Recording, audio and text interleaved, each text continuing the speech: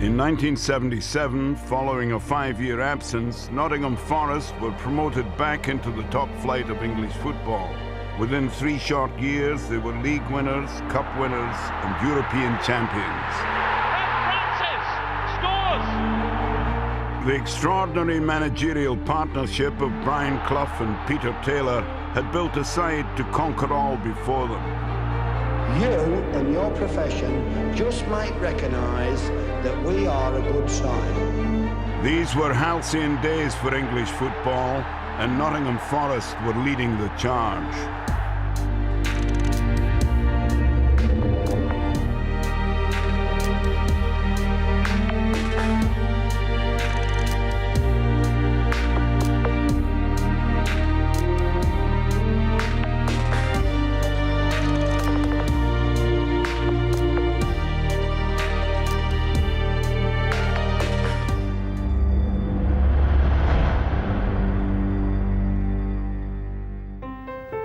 After just 44 days in charge of Leeds United, Brian Clough had been sacked. But despite the controversies around Clough, Nottingham Forest felt fortunate to enlist him as their manager in January 1975.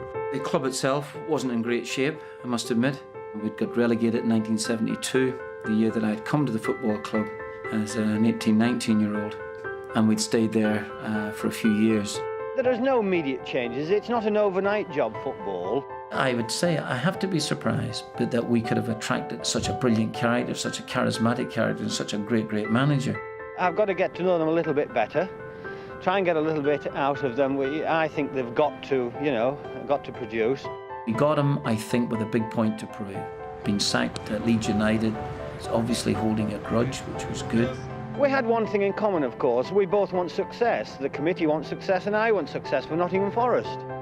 Joining Clough at Forest was midfielder John McGovern, who had played under him at Hartlepool, Derby and Leeds. He threw a ball at me in the dressing room before the start of one match. We were all wondering who was going to be captain. And I caught it, and he literally said, "Oh, you caught that well. You might as well take the lads out." And a year after he was manager of Nottingham Forest, Peter Taylor rejoined him, and that was really like the blue touch paper and stand well back. Clough and assistant Peter Taylor were a formidable partnership. They had turned Derby County from second division strugglers into first division champions and guided them to a European Cup semi-final. After a spell apart, they had reunited, and at Nottingham Forest were ready to forge their greatest team yet. Good cop, bad cop. You go in for a contract and Peter say to you, "What's your vices? Do you like women? Do you drink? Do you gamble?" And then the manager come in the room, he say, "Well, I'd like a vice, boss." He said, "Well, I hear you like gambling." And I go, "Where's he got that from?" So Peter told him what your vice was. I think 2 people can do a job better than one for a start, and his expertise in finding players and having a knowledge of football was second to none at that particular time. There was a lot of untapped talent. You know, you're talking about John Robertson, who was, second to none really. Tony Woodcock, Viv Anderson, Martin O'Neill, Ian Bowyer, all these people were here. In May 1977, the potential began to be realised. Forest were promoted and were back in top-flight football after 5 years out of it. I don't think people rated their chances very good at all. You would have been hoping that maybe mid-table or something like that would be an extreme success, really, for a team that just scraped up in 3rd position. But we went up there, and first game was Everton, where I remember for the first 20 minutes, I couldn't get my breath. Then we got a goal, Peter Wood scored. Then we settled down, played terrific football, won 3-1 in the end.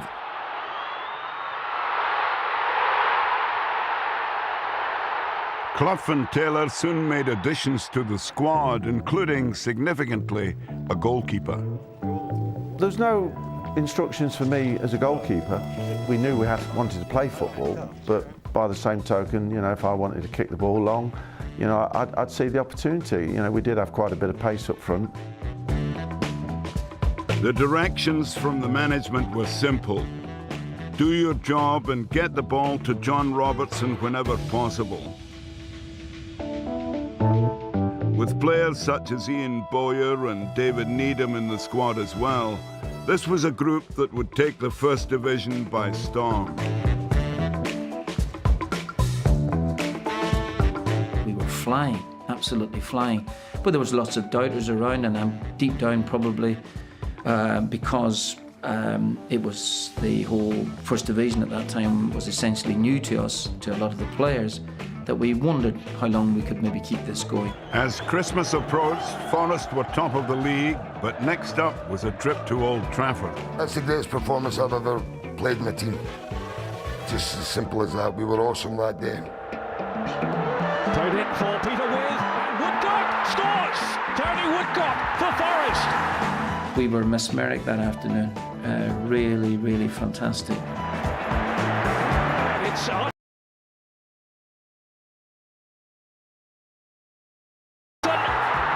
Surely he'll score. It's 3-0.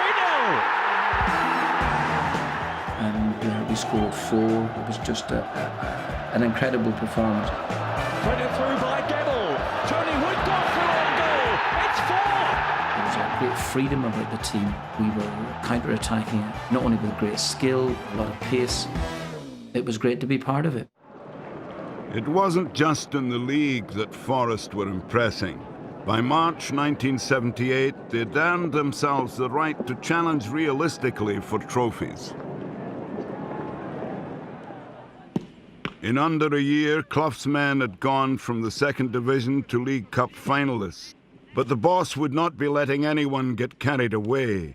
Around this team, complacency was strictly forbidden. Despite the fact we played reasonably well for 5 or 6, 7 months, at this precise moment, we haven't won anything. Forest's opponents were the domestic and European champions, Liverpool. They were the real pedigree, you know, they were the real deal. If you had any ambitions to win anything, you knew you had to get past Liverpool. And adding to the difficulty of the task ahead, goalkeeper Peter Shilton was cup-tied. That spirit and belief within the camp, Chris Woods coming into the side as a young, inexperienced goalkeeper performed miracles for a player so young. After a 0-0 draw, the teams replayed at Old Trafford, where John Robertson's penalty settled the tie. Forest had their first silverware in 19 years, and a bigger prize would soon follow. The title could be won with 5 games remaining at Coventry City. It was a day that I'll always remember at Coventry because, you know, we were put under a lot of pressure, but there was a day.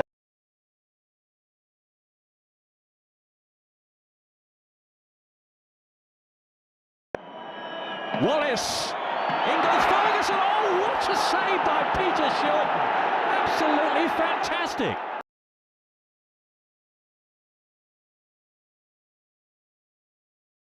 With a bar, and I think the great thing was he actually just sank on his knees. If so, I can't believe what's happened, how he saved that. I said before we kicked the ball, I thought we'd qualify for Europe, no more. And that would have been an achievement. But having signed Shilton, I said then that anything was possible. He's by far the greatest goalkeeper in the world, and has been for the last 10 years. At the end of the match, which ended up 0-0 and we'd won the First Division, I turned to Brian Clough and just said, "Well done, boss, we've won it." And he matter-of-factly said to me, "Oh yeah, that's right." We got the point at Coventry, we got on the coach and came home. There was no champagne, no nothing, it was a job done. Even though we won with a few games in hand, it was just an incredible feeling, absolutely incredible to go and to win the championship, considering from the position that we were in a year previous. Forest could now look forward to visiting foreign climes in the following season's European Cup, or so they thought. When the draw comes out, we're drawn against Liverpool. We're looking forward to going to Madrid or Paris, you know, and not Liverpool. They were obviously big favourites, so it was a bit of a downer, really, I think. But Brian Clough turned it round. He said, because in their dressing room, they'll be going, "Not them again." At the City ground, Forest gained a 2-0 first leg lead, thanks to Gary Birtles and Colin Barrett. It was a great achievement. They were the yardstick. I think Graham Souness or somebody said prior to that game, Forest do a Forest, you know, so rightly so, because we were just the upstarts coming up and trying to get to where they'd achieved it for many, many years? Well, you know, I say it begrudgingly because I think we were still the best team, but they were a really difficult outfit to break down. They had a system, they had a great goalkeeper, Larry Lloyd, Kenny Burns at the back, never went near the halfway line, never mind over it. We had a real problem breaking them down. At Anfield, Forest held on for a 0-0 draw. The European champions were out. I don't think at that time we realised just how good they were. We knew they were a good side, but if ever you would look at a side and say, right, they're the ones that ultimately play so much to their strengths. We kept on playing against them in that period and hammering them, and they kept on beating us. We were very resilient and we were starting to know how to defend. People kept on writing them off, and I tell you what, not only were they a great team, but and a very underrated team. When you talk about a team, this was a real team. Knocking them out, I think that some of the major people at Liverpool at the time said, you can go on and win this competition. Forest had become seemingly impossible to beat. From 26 November 1977 until December 9th, 1978, they were undefeated in the league. People said, oh, do you realise you've gone 42 league games without losing? You know, nobody had ever considered it. You know, there was no publicity thrown at it. And when it actually happened, it was, oh, we've lost. A little bit of a mishap, really, but the consistency was incredible. And that's why I think, you know, we couldn't wait for the next training session, never mind the next match. In February of 1979, Forest added a star signing and in doing so smashed the British transfer record. I broke the story of Trevor Francis signing, first £1 million player. The transfer fee record at the time was 500,000. So to actually go from 500 to $1 million was quite something. Brian put this line out, didn't he, about the fee, saying that, you know, I didn't want him to get big-headed, so I made it £999,999. But the story goes that with levies and VAT and all this sort of thing, it was well over £1 million anyway. This was the biggest meeting that I was ever about to experience in my footballing career. And Brian Clough was actually playing across the road. I believe he was playing with Gary Birtles squash. He has all the equipment needed to be a highly successful player. That's why we've invested £1 million of Nottingham Forest money. Just a month later, Nottingham Forest were back in London for a second consecutive League Cup final against Southampton. I don't think Clough and Taylor wanted to make such a big fuss of going out to Wembley again. So what awaited us at that particular evening was a bit of a surprise. Next thing the door opens, there's a crate of champagne, crate of orange juice, and then the manager's saying, well, everybody's got to tell a joke before they go to bed. Archie Gamble, I think, said, listen, Bosby, I think we've got a big game tomorrow. I think the manager took it almost to be in sly fashion, and Taylor told him to sit down and be quiet because he was spoiling the party. Finally get to bed at midnight, obviously played again the next day, woke up with headache. But I think it was his way of relaxing the situation. The game, we played Southampton. We were trailing by a goal to nil at half-time. Bit of a rollicking in the Wembley dressing room. I think it was Clough more embarrassed by what had happened the evening before and realising that this might have an effect on our game. But anyway, the team talk seemed to work. Eventually, we won the game 3-2. 2 goals for Gary Birtles and 1 for Tony Woodcock made sure Forest successfully defended their League Cup title. We had many a decent evening after that, in good company with Clough and Taylor, but I think that they never went as far again. In the European Cup, the team had reached the semi-finals, but German champions Cologne drew 3-3 at the City Ground. Brian Clough had a message to deliver before the return leg. He just looked right at the camera and he said, I hope anybody's not stupid enough to write us off.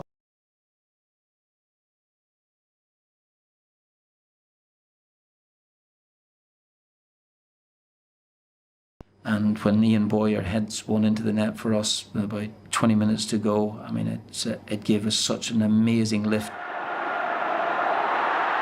Oh, flicked on, it's Bowyer! He's got it!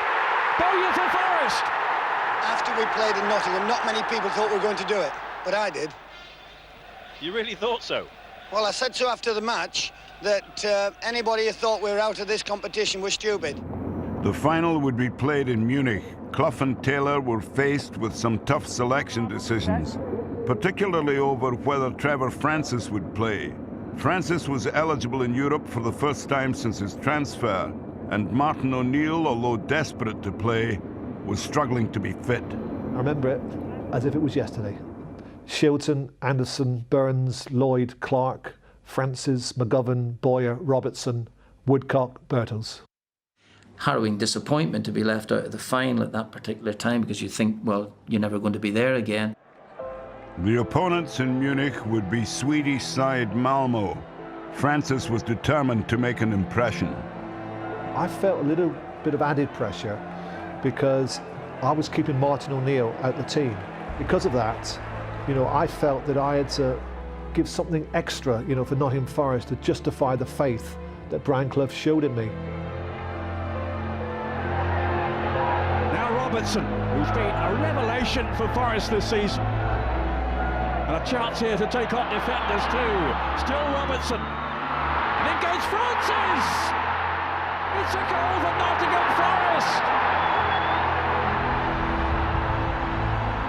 I was voted man of the match, and I was particularly pleased with my contribution. The goal was obviously the highlight of the day, and probably the highlight of my career. Although we'd won the trophy and were delighted to share that elation with the supporters, we were again just disappointed because the standards we set were exceptionally high and we hadn't put on the show we wanted. Now we've got a chance next year as well. We're going to win next year. But eventually you get back into this country and you see people at the airport waiting to celebrate with you, so it's just a wonderful, warm feeling. I still think that one or two of us were pinching ourselves that here we were, little Nottingham Forest, winning the European Cup, but we were a good team. Don't ever, underestimate, just, how good some of those players were.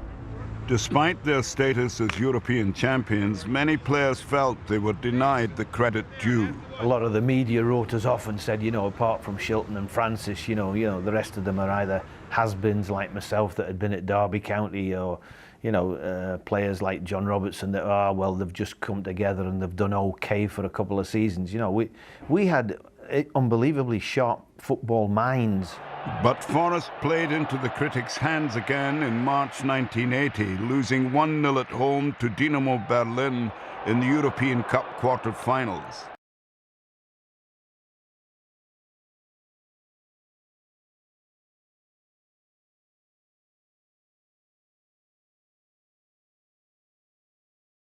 As a Nottingham Forest footballer. Up goes Needham, and Francis could nip in here. He has. Trevor Francis gives Forest the lead. O'Neill working so hard. Francis, it's 2. John Robertson's penalty completed a 3-1 win. Victory was sweet, and Clough and his players savoured it. We play with discipline. We don't play with any problems with referees. We try to entertain, and you never know, John, you and your profession just might recognise that we are a good side. Another surprise for the media and everybody else in football, but not when you're under Clough and Taylor. Miracles can happen. In the semi-finals, Forest faced Ajax. They made sure they went to Amsterdam in control of the tie, scoring twice at home through Francis and Robertson. And the away leg was an experience to remember. We get to Amsterdam, the manager says, everybody down in reception in 10 minutes. So we're down in reception. Where do you go in Amsterdam? Going for a walk. Peter Taylor and Brian Clough decided to take us down the red light district before the game just to relax us. Peter was such a funny man that he went to one of the, well, you'd call them doormen on one of these clubs where a lot of nice young ladies earn a living, and tried to negotiate a club deal for all the players. And it was just absolutely hilarious. It was certainly something different for a pre-match European tie. On the pitch, Soren Lerby scored for Ajax to make the last 25 minutes uncomfortable, but Forest held on. was a collective sigh of relief in the dressing room rather than euphoria at a second European final. But in Madrid, Clough was missing a key player.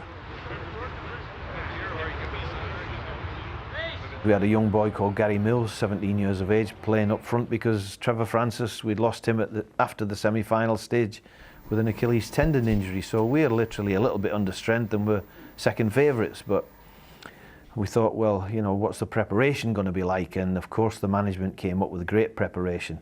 We went to Mallorca for a week with no training and no curfews before the final. Over the years, one of the things I've taught is no matter what work you're in, you cannot do everything to the best of your ability unless you relax. The more you are relaxed, assuming you've got a bit of talent, there's no point in being an idiot relaxing if you've got no talent. But if you can relax, you can portray everything you've got to offer. You know, to train in Calamalor, I couldn't find any grass really, and I was panicking a bit. And Peter Taylor says, when we get to Madrid, we're in the mountains, but you know, there's a lush training pitch there. You can have a couple of good sessions. That's all you need. When we got there, it was like a hard tennis court. You know, I couldn't dive around on it. I'd have injured myself. And I'm panicking a little bit because I've done no training. And I ended up, Cloughie said, we better go and try and find some grass. I get a phone call there from my friend who's one of the supporters going to the game. He says, I've just gone round this island, I've seen Peter Shilton diving on this island. And I'm saying, yeah, probably right. The only bit was a traffic island, you know, and I thought, I've got to do something. And we said, you know, there's a couple of trees, and I got between them, and Jimmy gave me some short, quick reaction stuff. No crosses or anything like that. His way was, in a long season, just go out, one more game, one off and play. From the second division to a second European Cup final in 3 years, Clough and Taylor had achieved something so far unparalleled in the game. The message they'd preached since day one was the gospel again before this final with Hamburg. It's basically, you're playing as a team, don't play individually, keep the passing going, you want to keep it on the deck, give the ball to John Robertson every chance you get, because Robbo will create problems for the opposition. And as usual, the genius John Robertson got us a goal in the first half. They got me the ball, and fortunately for me, when it came, I delivered the bit. To be fair, in the second half, I think the dedication that we'd shown in Mallorca caught up on us a little bit, and we ended up just defending for the last 15 or 20 minutes. We were the greatest goalkeeper in the world, brilliant defence, and we were always hard to beat once we scored.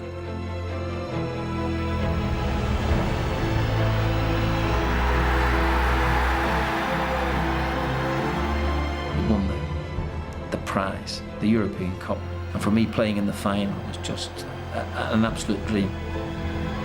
It was all done and another campaign was over, and we were champions of Europe for the second time, which again still surprised people, you know.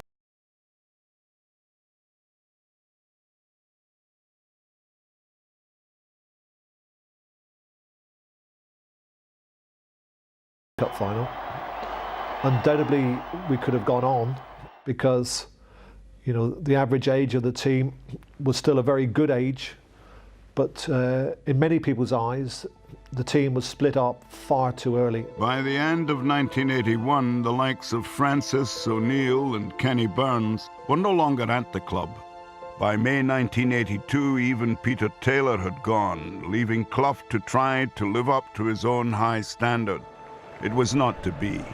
Forest did enjoy League Cup success in 1989 and 1990, but in 1993, with what proved to be Clough's final act as manager, they were relegated to the second tier of English football. But the achievements of the club from 1977 to 1980 will never be forgotten. As far as the team were concerned, people would say then, well, what about the modern teams? What about, let's say, you against... That was the golden era of English football. That big, shiny European Cup stayed in this country 7 years out of 8. We had the players that could hurt the opposition, but we could also defend as a team, and I think that was the great thing about our side. We could do both things. Scoring goals is our, I don't know, it's our forte, but defending well is our speciality. Cloughie always insisted, you are paid to keep the ball out of my net, young man. And he said, if you can create things, young Anderson, going forward, it's a bonus, but I pay you to stop balls going in my net. I think the players I played with were fantastic players, and I couldn't single any one of them out. You'd have to say that the fulcrum of the team was John Robertson. That's a big compliment to him, considering that we had some really, really top quality players. They were just a great team and a great bunch of lads who gelled together, who socialised together, and they say that sometimes in adversity, if you're not playing well, camaraderie or that spirit can get you through games. It was just a phenomenal achievement for us to have done that, and feel privileged and proud to have actually done that, all that sort of thing.